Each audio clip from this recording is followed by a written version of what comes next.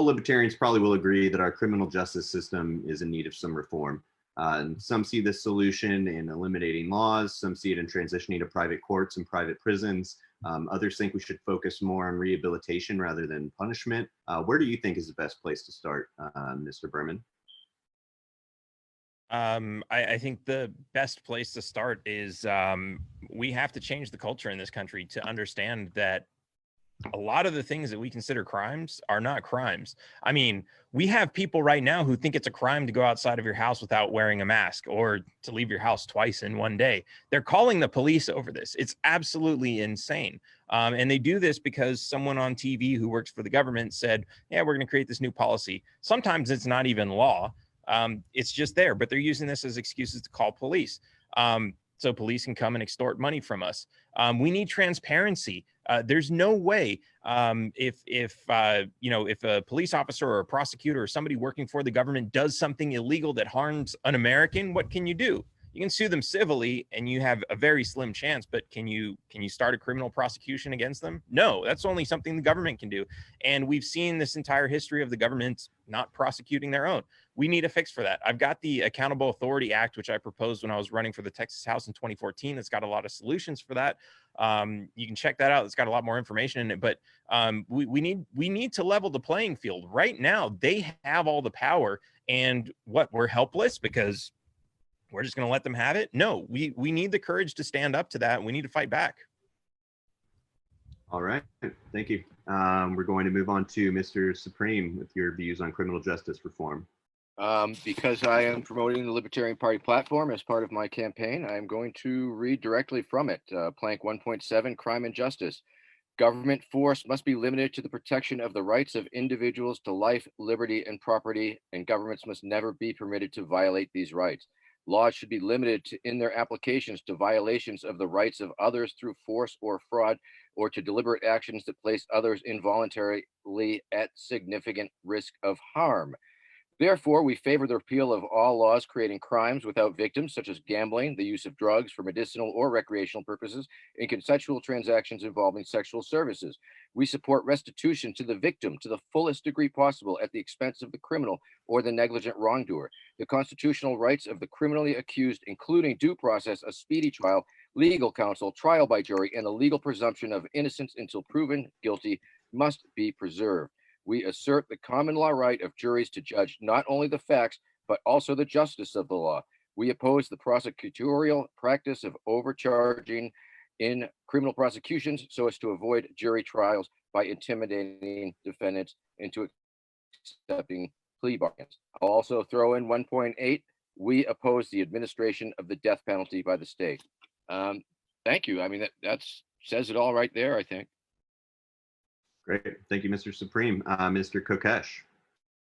The libertarian position here is extremely clear. If there is no victim, there is no crime.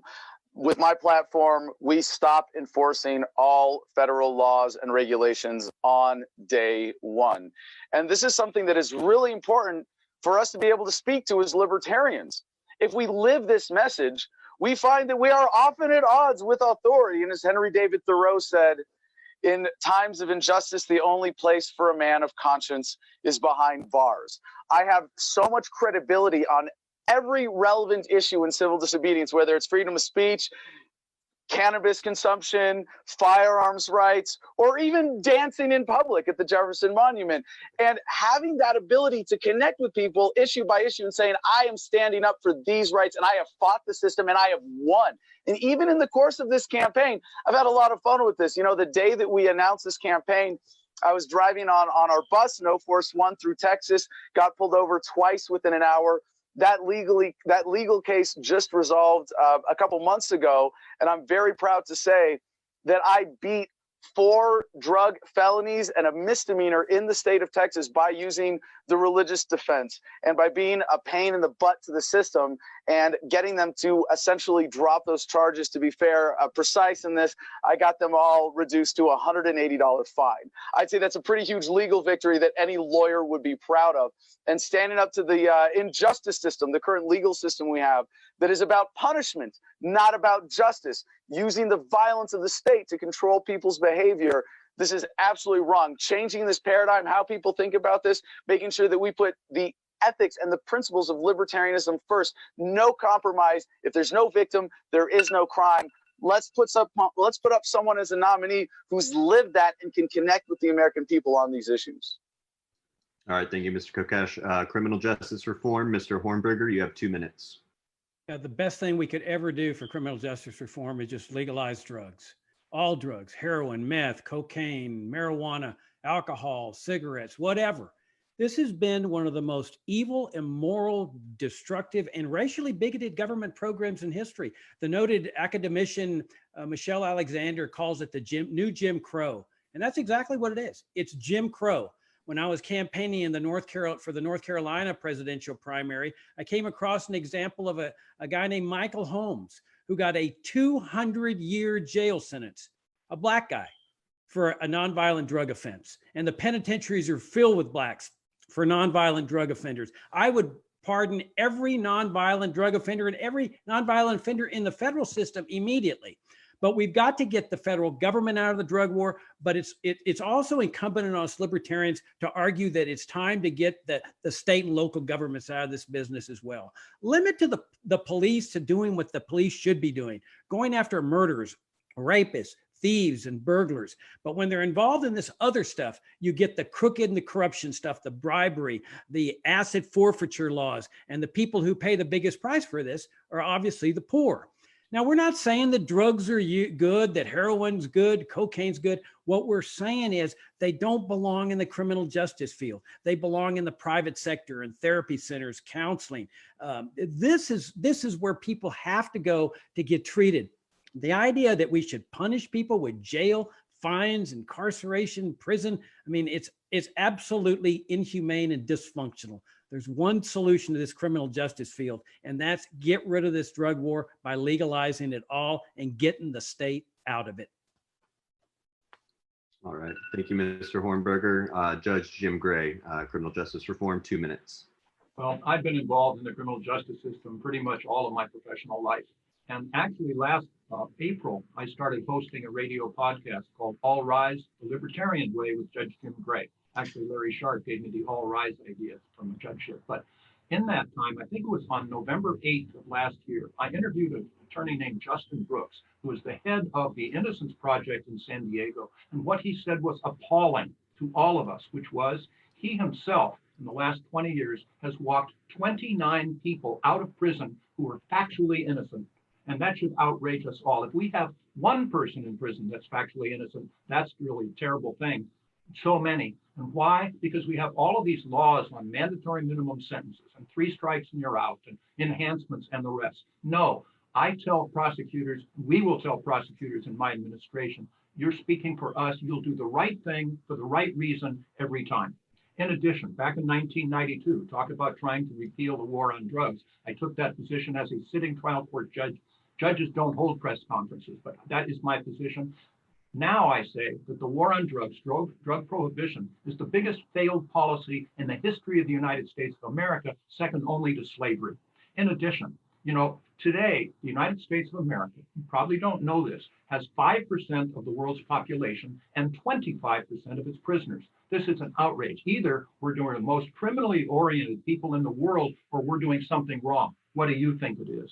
So let's look at this and understand we really should keep our prison space for people we're afraid of, not people we're mad at.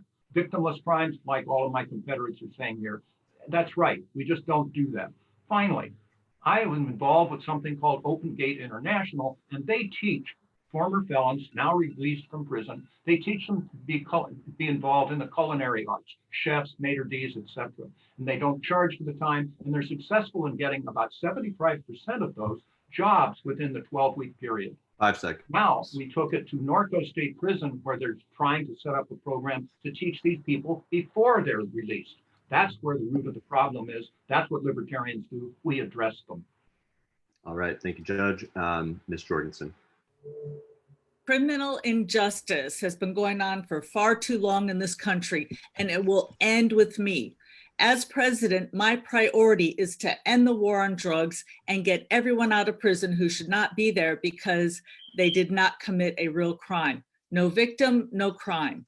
The drug war is morally wrong. So on my first day of office, I will pardon all nonviolent so-called criminals in federal prison, not only for drug use, but also sex workers, simple gun ownership, and anything else, any other act that's peaceful and between consenting adults. These prisoners will return to their families. Families will be strengthened.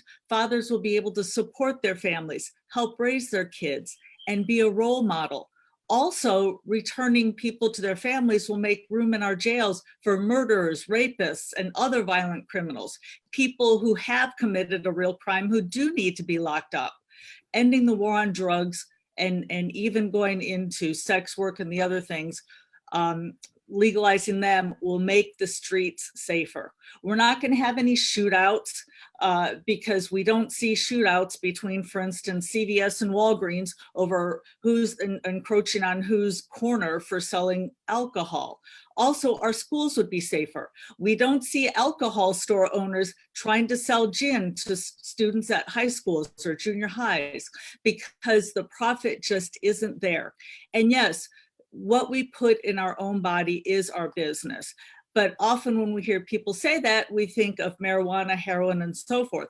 But we've also got other drugs, such as psilocybin, which is shown to improve depression. So not only would this save lives, it would also improve their quality of living. We need to get rid of these so-called victimless crimes.